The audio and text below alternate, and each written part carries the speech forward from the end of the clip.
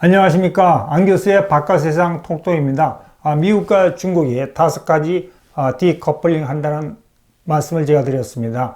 지금까지 무역 디커플링, 그 다음에 이제 팩토리 디커플링, 중국에 들어갔던 미국 기업의 외국 기업이 이렇게 빠져나오는 탈중국화에 대해서 말씀드렸습니다.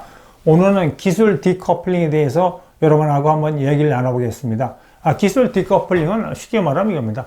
미국이 중국이 원하는 기술을 안 주겠다는 겁니다.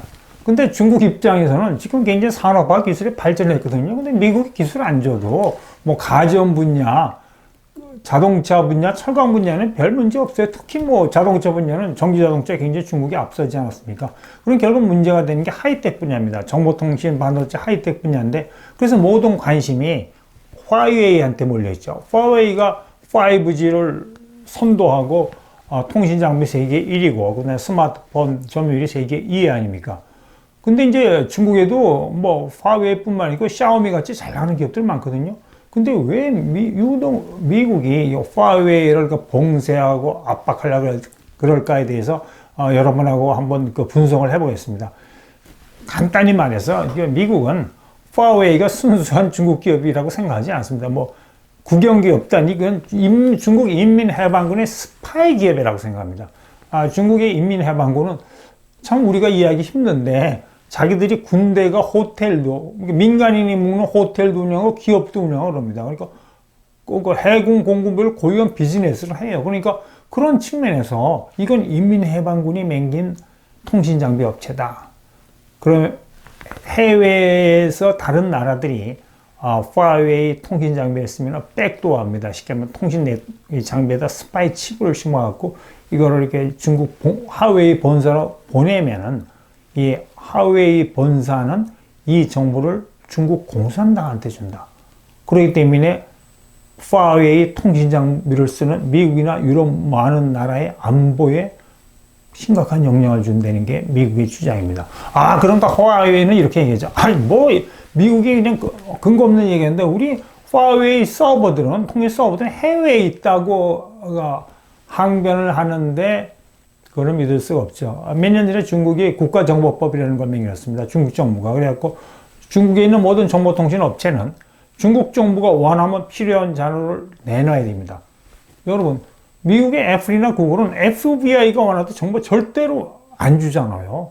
우리나라도 아마 이 정보통신이나 일반 민간 기업이 정부가 원하도 정보 안 줄 겁니다. 개인정보보호법이 중요하기 때문에. 근데 이제 중국은 경우가 좀 다른 겁니다. 그래서 이제 화웨이에 대한 의혹이 많잖아요. 우리도 궁금해요. 이렇게 왜 자꾸 미국이 저런지에 대해서, 미국이 맞는지, 중국 말이 맞는지 여기서 제가 한번 여러분하고 이야기를 해보겠습니다. 제일 큰 게, 화웨이가 세계에 그렇게 거대한 1위의 통신업체고 그러면서 121조 원의 연간 매출이 있거든요. 엄청나게 큰 기업인데 기업 공개를 안 했습니다. 기업 공개를 안 한 겁니다. 쉽게 말하면 삼성전자나 현대자동차 기업 공개 안 한 거하고 똑같은 거예요. 그런데 이 지배구조가 어떻게 되는지를 전 세계가 모릅니다. 뭐 명문사는 런정페이 회장이 1.4% 지분 갖고 있고, 또 화웨이는 저분들이 무슨 주식을 갖고 있다 그러는데 공개를 안 하니까요. 누가 실소해 주는지 모르죠.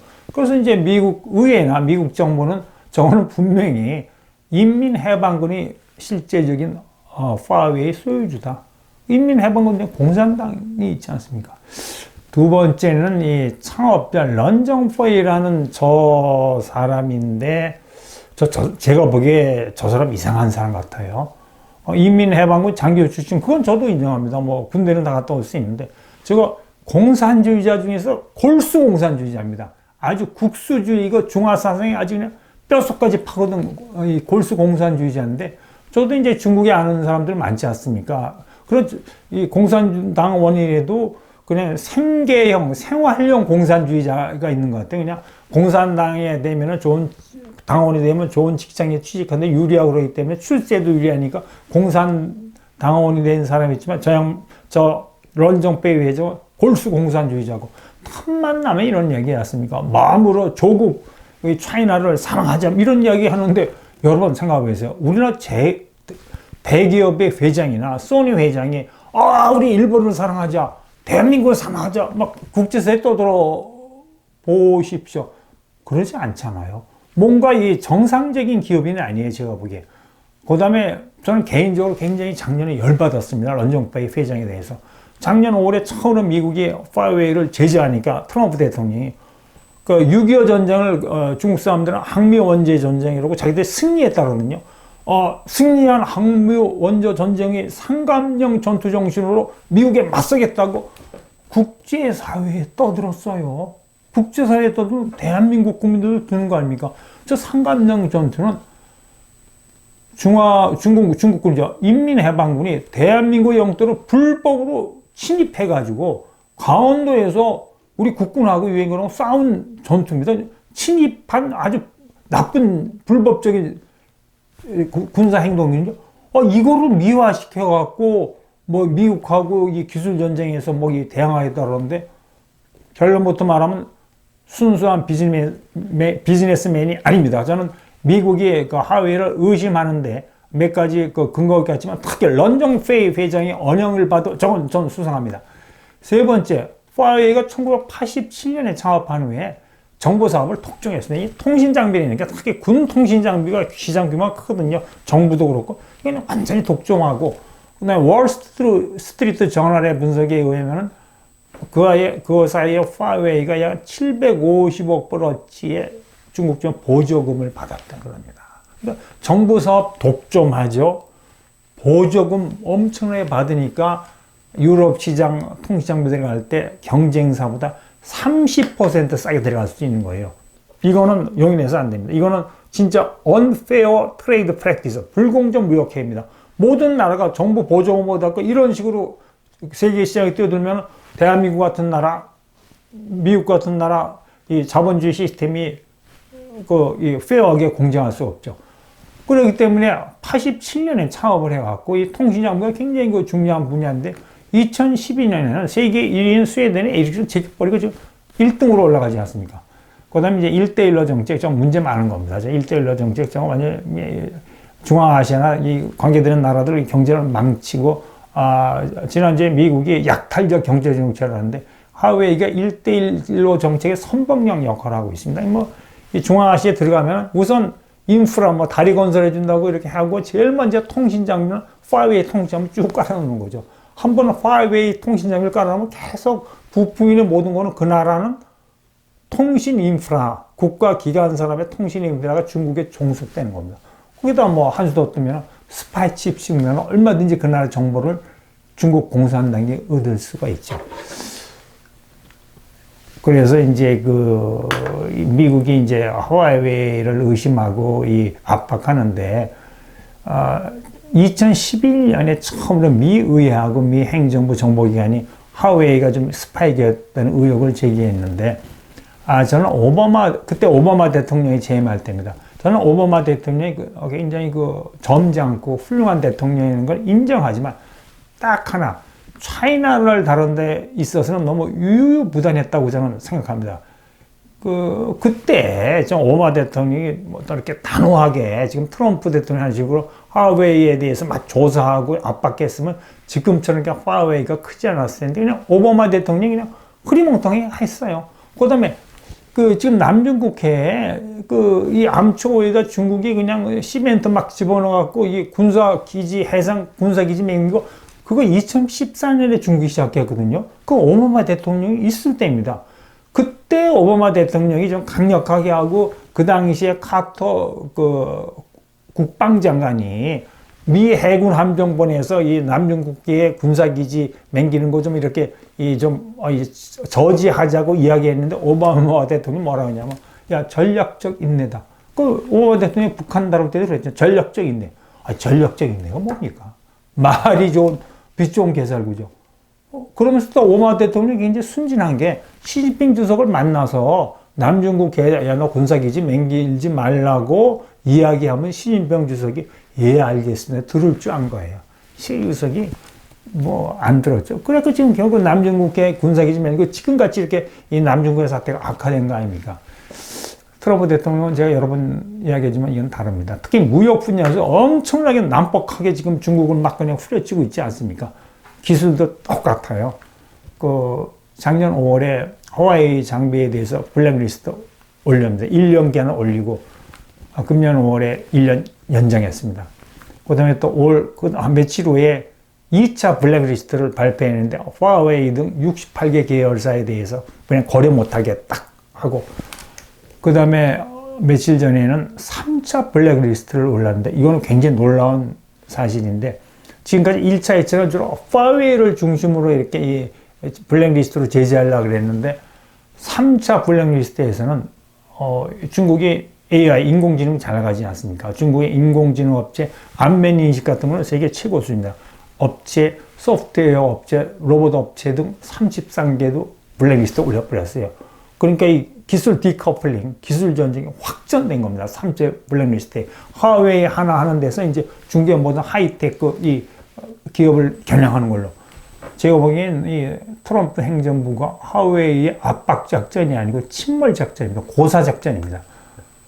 그래갖고 이제 작년부터 트럼프 대통령이 이렇게 화웨이 압박한 효과가 슬슬 나타나는 것 같습니다. 금년 1사분기 화웨이 매출 증가율이 11.5% 1.5 끝이었거든요. 전년 동기비입니다. 근데 작년 1사분기 매출 증가율은 그 전에 2018년 전년 동기 대비 39%팍 올랐거든요. 그 사이 뭐 30, 50, 쭉 올라다가 1.5% 증가로 푹 떨어졌습니다. 화웨이 매출 증가율이. 근데 특히 구글의 안드로이드 오퍼레이션 시스템을 못 쓰게 맹길지 않았습니까? 그러니까 해외 매출이 50%에서 41%로 뚝 떨어지고, 저 화웨이 휴대폰 저러다 그냥 차이나 폰되는 겁니다.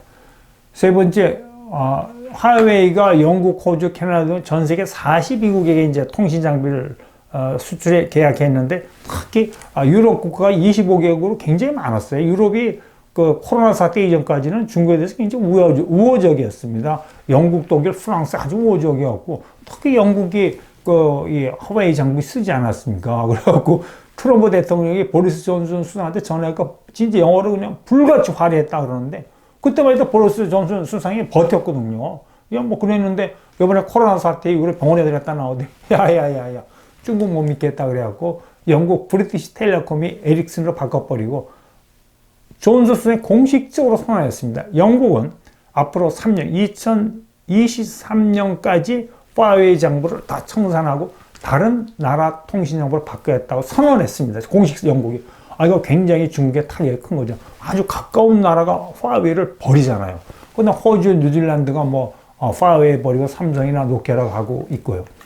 근데 앞으로 이 화웨이 통신 장비 이탈이 더 이제 가속될 것 같아요. 미국이 예를 들어서 금년 예산에 15%를 예산을 상정해 냈습니다. 미국의 루럴 캐리어라고 농촌에 조금 소규모 통신사들이 화웨이 장비를 많이 썼어요. 아까 말씀드렸지 30% 경쟁사 노키아나 삼성보다 싸거든요. 근데 이제 미국 정부가 압력을 넣고 야야야 너 이거 화웨이 거 노키아나 에릭슨 삼성 바꿔. 그걸 바꾸려면 비용이 많이 들잖아요. 그 비용은 정부 예산을 보조할 것 같고, 금년에 10억 불이고 내년에 예산을 더 많이 올 겁니다. 이런 이 정부 보조가 본격화되면 급속히 이탈하고, 특히 유럽이, 특히 요새 코로나 사태, 홍콩 사태로 엔타이 차이나 의식이 바꿔져 갖고, 화웨이 장비를 많이 버릴 것 같습니다. 그 다음에 이제 스마트폰 싸구려 팔아서 안 되거든요. 고급 팔아야 되는데, 카날리스 시장조사기관이 이제 미국 기관입니다. 미국 기관이 금년에 베스트 10 스마트폰 모델을 딱 보니까 10개가 있는데 삼성전자께 4개고요. 스마트폰 모델 말하는 겁니다. 애플이 3개고 샤오미가 3개인데 그 화웨이가 하나도 없습니다. 이게 미국의 제재가 벌써 약발이가 맥히는 거죠. 왜냐면 구글 안드로이드 시스템 못 쓰니까 세계 시장에서 화웨이 휴대폰 안 쓰려고 그러는 겁니다. 근데 이제 결정타를 매긴 게, 트럼프 대통령이 지금 차이나 하는 거 보면, 제가 생각해도 아주 겁날 정도로 난폭하고 완벽하고 치밀하게 이 기술 분야도 중국을 압박하고 있는데요. 여러분, 화웨이 5G 통신 장비고, 화웨이 스마트폰이고, 반도체 없으면 좀 꼼짝 못하는 겁니다. 그죠? 여러분, 반도체. 근데 지금 화웨이로 들어가는 반도체를 원천 봉쇄하려고 미국이 그럽니다. 전 세계 모든 반도체 공급업체한테 미국의 반도체 장비나 미국의 반도체 설계 소프트웨어를 쓰는 기업은 중국 파웨이에 반도체 공급 못한다.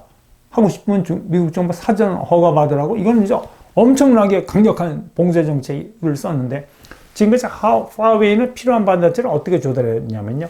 자회사라는 하이실리콘의 자회사를 맹기로 했고, 이 자회사가 시스템 반도체 설계해가지고 대만의 TSMC라는 파운드리 업체, 위택 상선 업체에도 주었고 생산하게 맹기렸어요. 이중 구조로 이제 이 반도체를 조달해 왔거든요.